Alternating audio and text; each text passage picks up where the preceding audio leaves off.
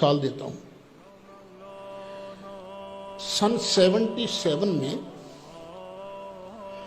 اس وقت prime minister تھے ذوالفقار علی بھٹو۔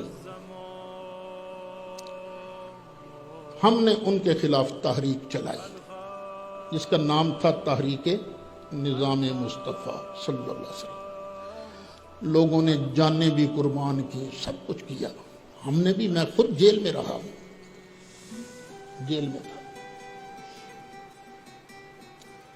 سن 77 کی آج کی تاریخ کو میں جیل میں تھا۔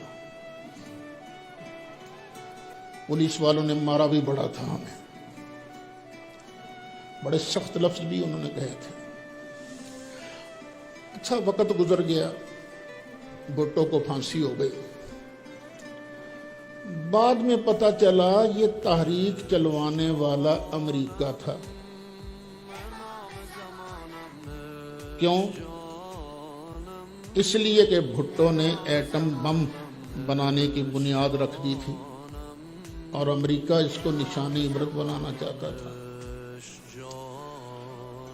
اور پھر بھٹو نے ہی قادیانیوں کو کافر قرار دلوایا تھا۔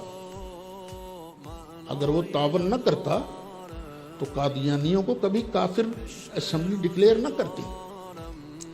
یہ تو حضرت مولانا نورانی صاحب رحمۃ اللہ علیہ اور دوسرے جو اسمبلی میں علماء تھے ان کی حکمت عملی تھی کہ انہوں نے سب کو ساتھ ملا کر کام شروع کیا تھا۔ اور قادیانی بھی مخالف تھے بھٹو کے، اور وہ تحریک کے پیچھے، حالانکہ کیا مولوی صاحبان دوسرے تحریک چلا رہے ہیں، تصور بھی نہیں ہو سکتا تھا کہ پیچھے قادیانی بھی ہوں گے۔ وہ بڑے طریقوں سے کام کیا جا سکتا ہے نا۔ تو جب مجھے احساس ہوا تو میں نے جمعہ کے خطبہ میں سب لوگوں کو گواہ بنا کے کہا تھا گواہ بن جانا۔ مجھ سے غلطی ہوئی کہ میں اس تحریک کا حصہ بنا جس کے پیچھے امریکہ کے پیسے چل رہے تھے، ڈالر چل رہے تھے۔ میں اللہ سے بھی معافی مانگتا ہوں، آپ سے بھی معافی مانگتا ہوں۔ تو میری یہ عادت ہے کہ میں معافی مانگ لیتا ہوں۔